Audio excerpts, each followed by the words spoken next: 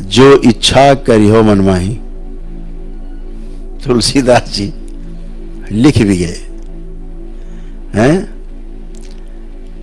वही होने लगेगा।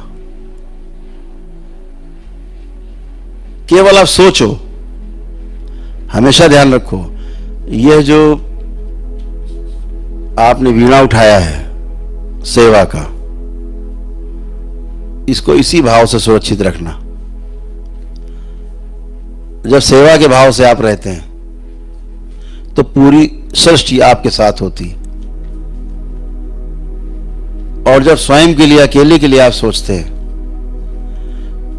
तो पूरी सृष्टि आपसे कट के अलग हो जाती है। हमेशा ध्यान रखना, जब सबके बारे में सोचते हैं तो सब आपके साथ जुड़ जाते हैं, जब अकेले के बारे में सोचते हैं तो आप बिल्कुल अकेले रह जाते हैं। ये सूत्र है, इसको हमेशा ध्यान रखिएगा। इसीलिए लोक कल्याण का बड़ा महत्व है।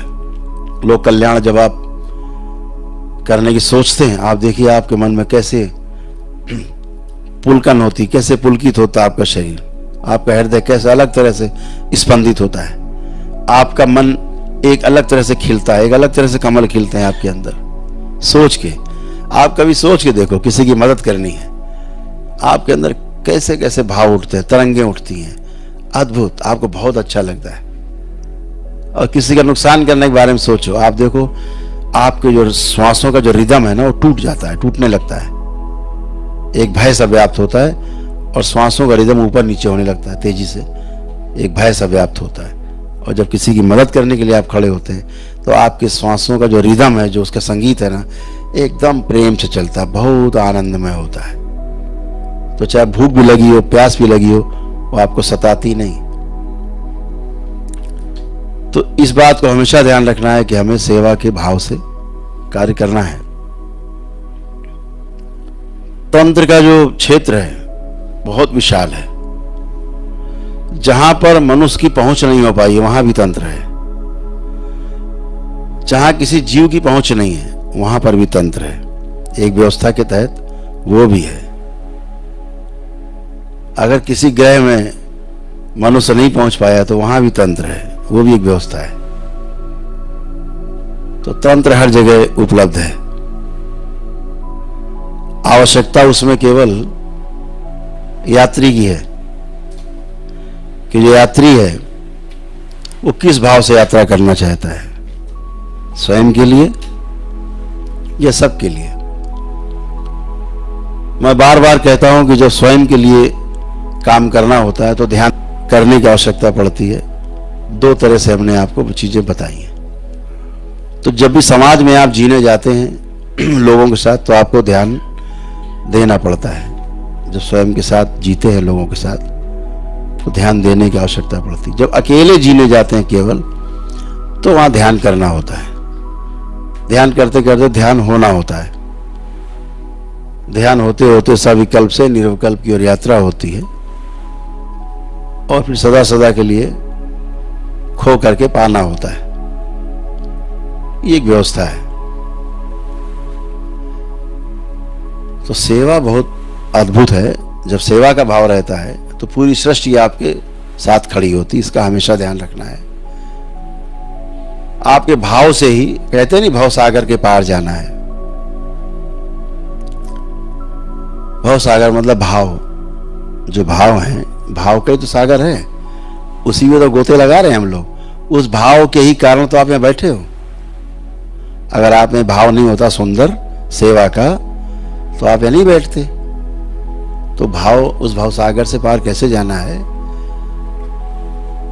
कि अपने जो भाव हैं वो, उसका चुनाव करना है जो सही भाव है, और भाव का चुनाव करके उसी के अनुसार आगे चलना है ना, भावातीत होना है। क्योंकि सृष्टि बड़ी अजीब है। आप जैसा चाहते हो वैसा ही होने लगता है। वैसी ही परिस्थितियां आपके इर्द गिर्द अगल बगल निर्मित होने लगती हैं, और धीरे धीरे धीरे धीरे आप वैसा ही बन जाते हो। अद्भुत है सृष्टि।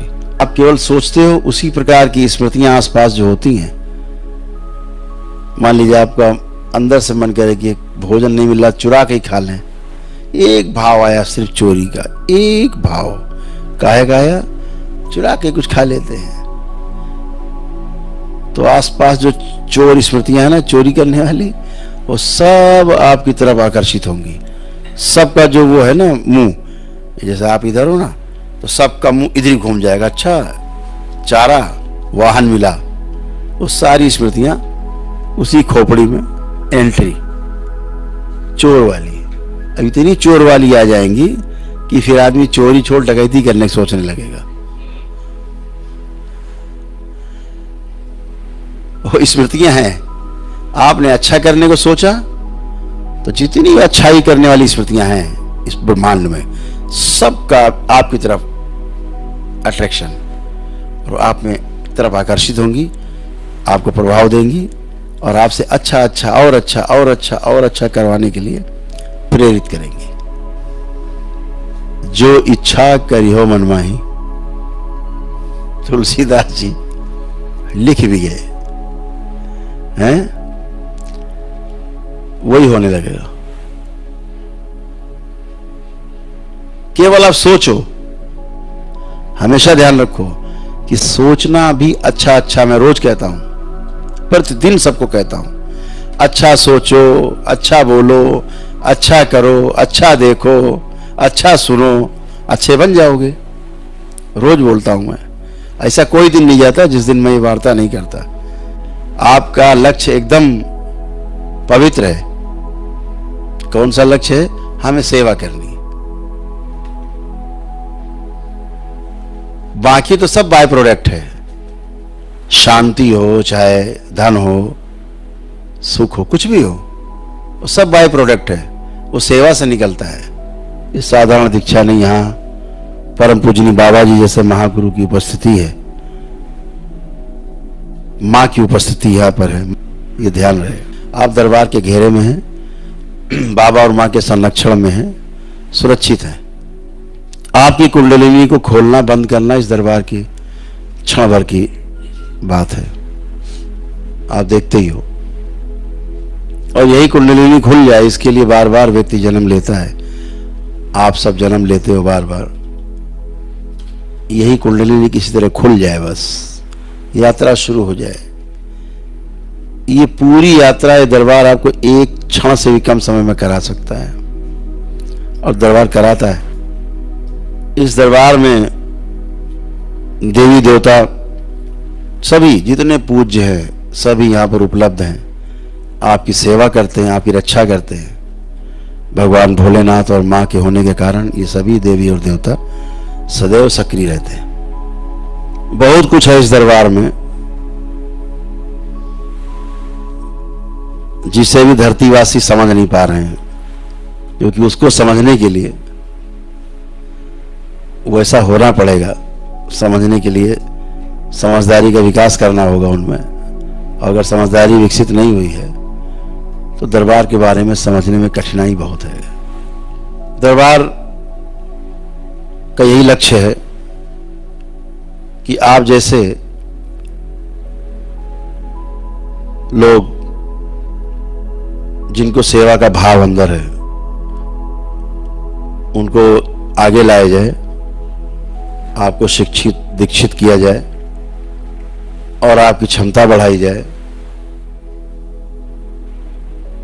सृष्टि का आप में